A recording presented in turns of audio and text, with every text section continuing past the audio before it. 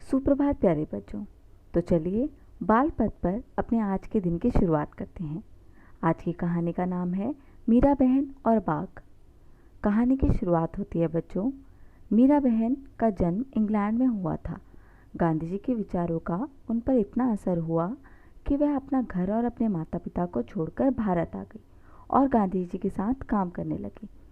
बच्चों, मीरा बहन गांधी जी की शिष्य थी और वह उनके गुरु थे। गुरु से हम जैसे अच्छी अच्छी बातें सीखते हैं, ऐसे ही गांधी जी के विचार मीरा बहन को इतने पसंद आए कि वह भारत आकर ही गांधी जी के साथ काम करना चाहती थी और उन्होंने ऐसा ही किया। आज़ादी के 5 साल बाद उन्होंने उत्तर प्रदेश के एक पहाड़ी गांव गवेली में गोपाल आश्रम की स्थापना की। जब आज़ादी 1947 में हमें आज़ादी मिली, उसके 5 साल बाद वह उत्तर प्रदेश में आई और उत्तर प्रदेश में आकर गवेली गांव में एक आश्रम खोला जिसका नाम था गोपाल आश्रम। उस आश्रम में मीरा बहन का बहुत सारा समय पालतू पशुओं की देखभाल में बीतता था। लेकिन गवेली गांव के आसपास के जंगलों में बाघ जैसे खतरनाक जानवर भी रहते थे। अब बच्चों, उनका जो आश्रम था वो जंगली इलाके में था। अब जंगली इलाके में हमेशा जंगली जानवरों का खतरा बना रहता है। पहाड़ी गांवों में अक्सर बाघ का डर बना रहता है। जंगल कटने के कारण शिकार की तलाश में बाघ कभी कभी गांव तक पहुंच जाता है। गवेली गांव में एक बार यही हुआ। एक बाघ ने गांव में घुसकर एक गाय को मार डाला। सुबह होते ही यह खबर पूरे गांव में फैल गई। गांव के लोग डरे कि यह बाघ फिर कहीं से आकर दूसरे पालतू जानवरों और किसी आदमी को अपना ही शिकार ना बना ले। गांव के लोग गोपाल आश्रम गए और उन लोगों ने मीरा बहन को अपनी चिंता बताई। गांव के लोगों ने अंत में तय किया कि बाघ को कैद कर लिया जाए। उसे कैद करने के लिए उन्होंने एक पिंजरा बनाया। पिंजरे के अंदर एक बकरी बांधी। योजना यह थी कि बकरी का मियाना सुनकर बाघ पिंजरे की तरफ आएगा। पिंजरे का एक दरवाज़ा खुला हुआ बनाया गया था। बाघ के अंदर घुसते ही वह दरवाज़ा झटके से बंद हो जाए, ऐसा उस पिंजरे को बनाया गया था।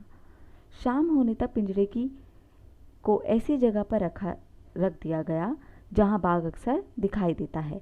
यह जगह मीरा बहन के गोपाल आश्रम से ज़्यादा दूर नहीं थी। रात बीती। सुबह की रोशनी होते ही लोग पिंजरे देखने निकल पड़े।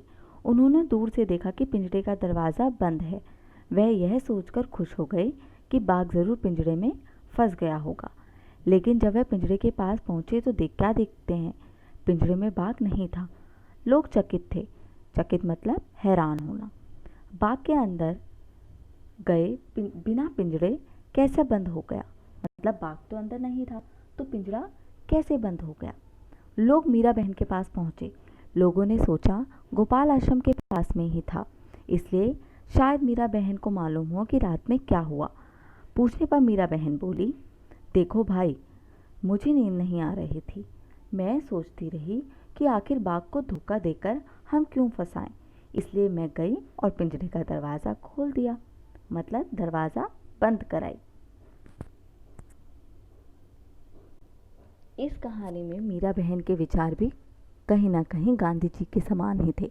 वह किसी को भी धोखा देकर पिंजरे में नहीं फंसाना चाहती थी। तो इस कहानी से यही पता चलता है कि मीरा बहन के विचार किसी को धोखा ना देने के थे। धन्यवाद बच्चों। आज की कहानी में इतना ही। कल फिर मिलते हैं किसी नई कहानी या कविता के साथ। बच्चों, अगर आपको ये कहानी पसंद आई तो इसे लाइक, शेयर और सब्सक्राइब ज़रूर करें। धन्यवाद बच्चों।